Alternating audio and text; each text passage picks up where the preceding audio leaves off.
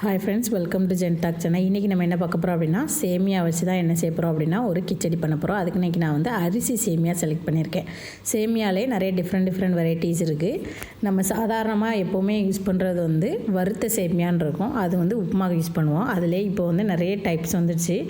கோதுமையில் இருக்குது, திணையில் இருக்குது, எல்லா விதமான மில்லட்ஸ்லேயுமே இப்போ வந்து சேமியா வர ஆரம்பிச்சிச்சு. இது வந்து அரிசியில் தயாரித்த சேமியா. நான் அதனால் இன்றைக்கி என்ன செய்ய போகிறேன் அப்படின்னா, அரிசி சேமியாவில் இன்றைக்கி கிச்சடி பண்ண போகிறோம். இந்த அரிசி சேமியா வந்து மற்ற சேமியா கூட கம்பேர் பண்ணும்போது கொஞ்சம் ஹார்ட்னஸ் இருக்கும், கொஞ்சம் சீக்கிரமாக வேகாது. மற்ற சேமியாலாம் டக்குன்னு வெந்துடும். அரிசி எப்போவுமே கொஞ்சம் டைம் எடுக்கும்.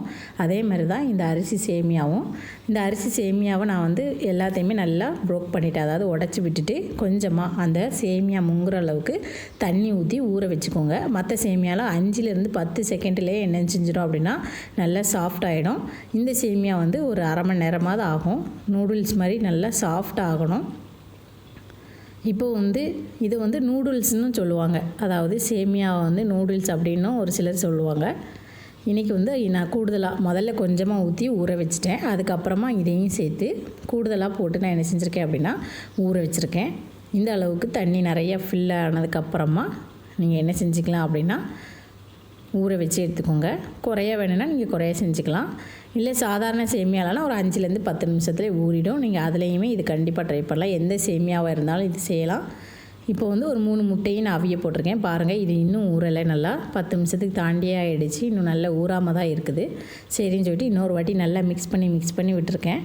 எனக்கு அரிசி சேமியா கிடச்சிது அப்படிங்கிறதுனால இன்றைக்கி நான் வந்து அதில் தான் ட்ரை பண்ண போகிறேன். அரிசி சேமியாவில் சூப்பராக இருந்துச்சு இது.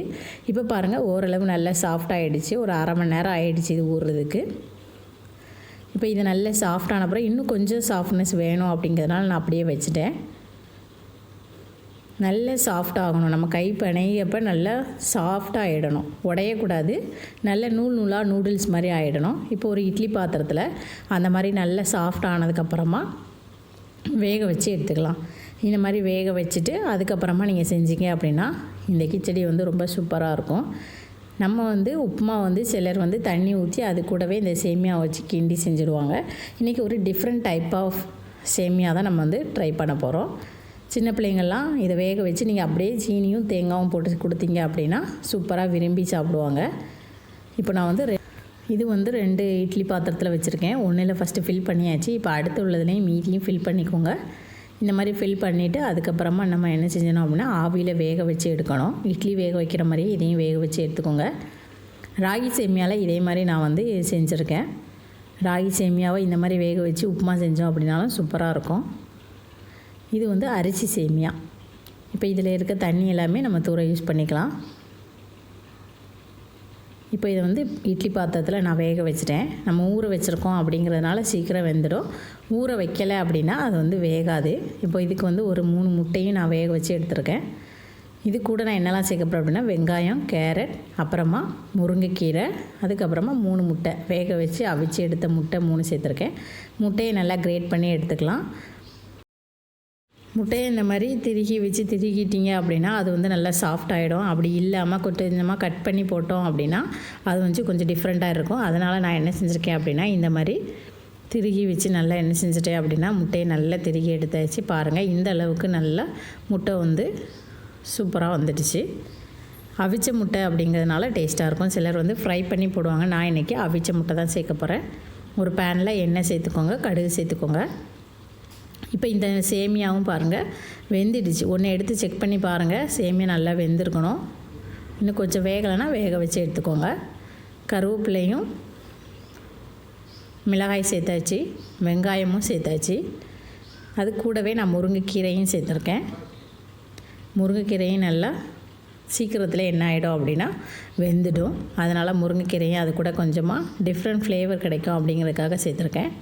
உங்களுக்கு வெஜிடபிள்ஸ் நிறையா, அதாவது முட்டைக்கோஸ் பிடிக்கும் அப்படின்னா நீங்கள் முட்டைக்கோஸ் சேர்த்துக்கலாம். முள்ளங்கி பிடிக்குன்னா முள்ளங்கி சேர்த்துக்கலாம். எல்லாமே ரா வெஜிடபிள்ஸ் இருந்தாக்கி நீங்கள் அதுக்கு சேர்த்துக்கலாம். மாங்காவும் சேர்த்துக்கலாம். நான் இன்றைக்கி வந்து வெங்காயம், கேரட், முருங்கைக்கீரை இந்த 3 தான் சேர்க்க போகிறேன். 1 டேபிள் ஸ்பூன் மஞ்சள் பொடி சேர்த்துக்கோங்க. மஞ்சள் பொடியும் சேர்த்துட்டு நல்லா மிக்ஸ் பண்ணிக்கோங்க. முருங்கைக்கீரை சேர்த்திங்க அப்படின்னா அதோடய ஃப்ளேவருக்காக ரொம்ப சூப்பராக இருக்கும்.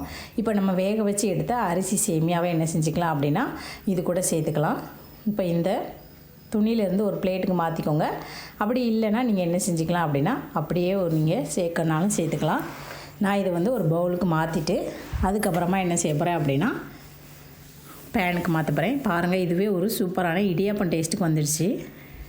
இது இடியாப்பம் மாதிரி தான் ரொம்ப சூப்பர் டேஸ்ட்டில் இருக்கும். ஏன்னா இது அரிசி சேமியா அப்படிங்கிறதுனால அதே இடியாப்ப டேஸ்ட்டு வந்துடும். இதே இதில் நீங்கள் இந்த மாதிரி ஃப்ரை பண்ணாமல் டைரெக்டாக நீங்கள் என்ன செஞ்சுக்கலாம் அப்படின்னா தேங்காய் பூ, பால் எல்லாம் சேர்த்து சாப்பிட்டாலும் ரொம்ப சூப்பராக இருக்கும். இப்போ பாருங்கள், இதில் நம்ம எல்லாமே சேர்த்து மிக்ஸ் பண்ணியாச்சு.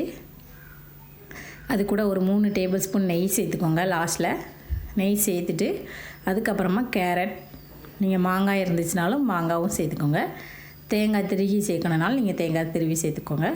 இப்போ நம்ம கேரட் சேர்த்தாச்சு.